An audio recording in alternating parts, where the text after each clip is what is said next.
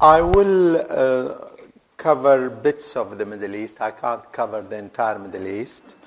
And I will focus on one or two issues which I feel are important in terms of shedding light on what goes on in the Middle East in general, with the proviso always that any little part of the Middle East has got its own peculiarities, its own conditions, and sometimes generalizations can be problematic. So I will try and move in and out of generalizations into specific regions and specific countries.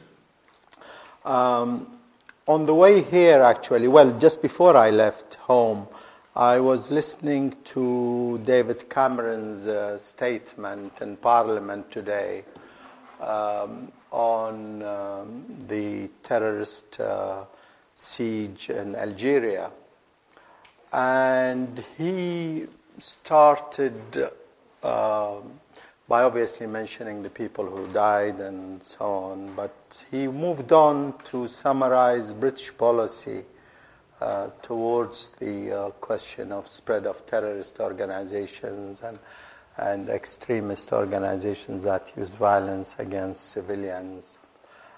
And he stressed, and this is what drew my attention ultimately, he stressed the point about coming to the aid of countries, regions which are plagued by this terrorist threat. And he mentioned Libya, he mentioned Algeria, of course, Mali. He went through a whole list, starting with Afghanistan, of course. And it struck me that every country he mentioned where there is terrorist activity and where Britain should be involved as he sees it, he skipped one country, which was Syria. Because there we now have the emergence of a major terrorist organization, I think, which is called Jabhat al-Nusra. Jabhat al-Nusra is now the biggest opposition military force in Syria. And it's clearly, it has the same ideology, methods of Al-Qaeda and Bin Laden's type politics, ideology, as well as operational methods of targeting civilians, blowing up schools, hospitals, you name it. And this took me back to the problem that is one of the major features of events in the Middle East.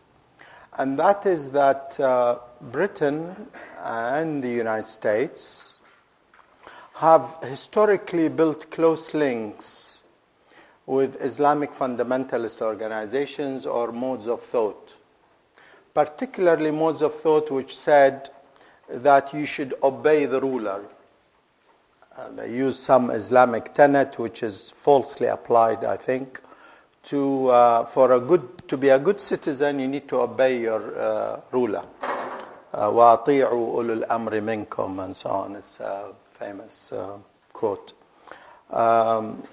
And that was very much encouraged for the citizens to obey the rulers. Why? Because all these rulers, as of the end of World War I and the division of the Middle East between the various powers that won that war, primarily Britain and France, these rulers were either appointed, installed by the major powers, either by force or later by encouraging military coups, or in one way or the other, they have managed to not only divide the Middle East amongst the victorious powers, but also to dictate who rules these countries. And particularly in the Gulf region and the heart of the Middle East, Islam was used as the ideological umbrella for these rulers. Saudi Arabia being the most explicit and most important example of such rule. And the enemy, especially after World War II, if I could jump a bit, the enemy was to be secular democratic forces, the communists, socialists, obviously the Soviet Union as the Red Devil. Ideologically, if you want to fight these forces, you have to accuse them of being blasphemous, not believing God, godless people. This type of politics and ideology became the dominant ruling ideologies of the region. And over the decades, a lot of the activities that were primarily encouraged by the Saudi royal family, and this is really important to understand because the Saudi royal family advocates the type of religious activity, social activity, and translates into politics, which is quite extreme in nature, starting from the social level. And because Saudi Arabia became extremely rich with billions of dollars to spend, over the decades, Saudi ideological influence, let's leave the politics aside for a bit, grew in strength, almost unnoticed. Funding the building of certain types of mosques, spreading literature, which is primarily directed at keeping women at home, covering them up, behaving in so-called morally correct ways. This type of activity became quite strong and pronounced as the years went on. But it suddenly hit the political scene after the Soviet invasion of Afghanistan. The Soviet invasion of Afghanistan is a landmark event in terms of the response that was generated against it. And the response, the ideological framework within which that response was established within the Middle East was to say that we are fighting the godless invaders, the communist devils.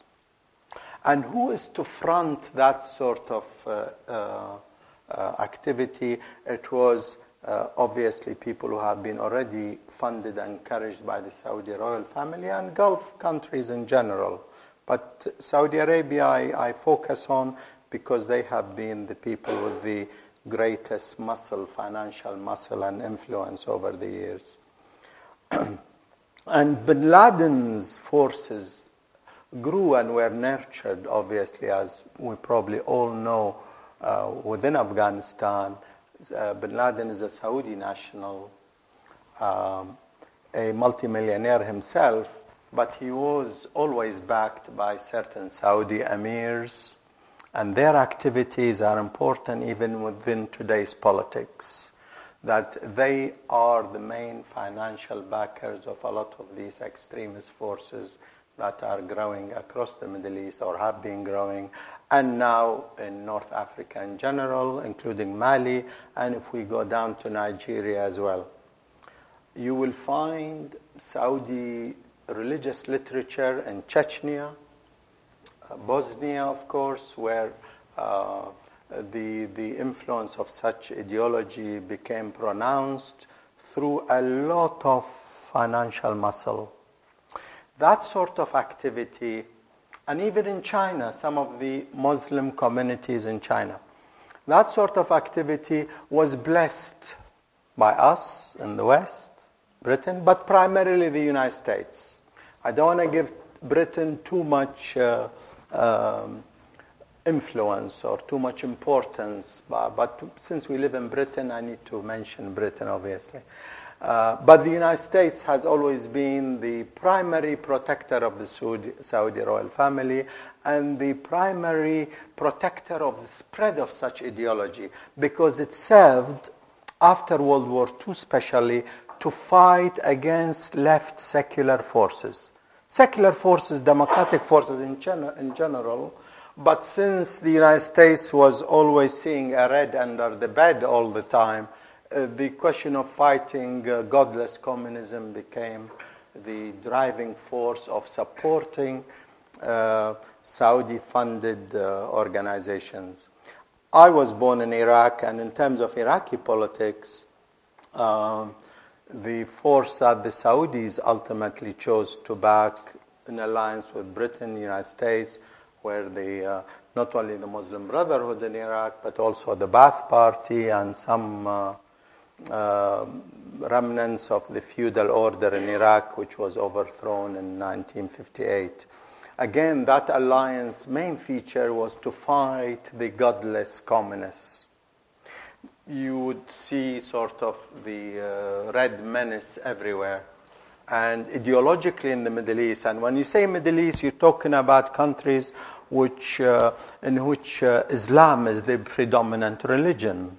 And since these rulers have always justified their presence in terms of their link to Islam, even links to the Prophet Muhammad and so on, like say the Jordanian royal family would trace its roots to early Islam and so on, and a lot of these rulers actually have one way or the, including Saddam Hussein.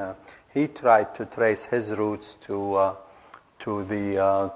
Prophet Muhammad and so on. So there is this ideological conflict that has been quite important in the Middle East. Now, how does that inform us in terms of events today, or events in the past 10 years or so? If we look at the region in general, we will see that there are a number of strategic points that we need to always bear in mind.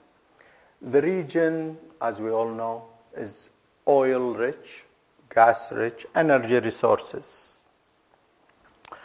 And what I want to draw attention to, which often gets neglected, is that oil and gas, especially oil, petroleum, raw material, is not only an energy source, but it's an extremely important raw material in all modern industry.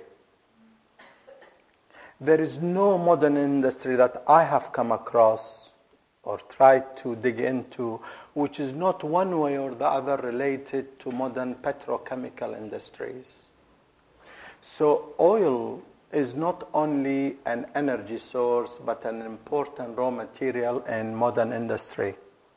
And its strategic importance lies in being an energy source as well as a really essential raw material in modern petrochemical industries. If we look even around the room like this, you will find that a lot of this stuff can be related to petrochemical industries, whether it's the plastics or the modern materials they use in terms of heat resistance and so on. Other raw materials, of course, but oil always comes in as a factor.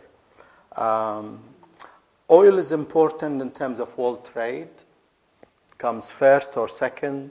It competes with the arms trade as to which comes first, oil or the arms trade.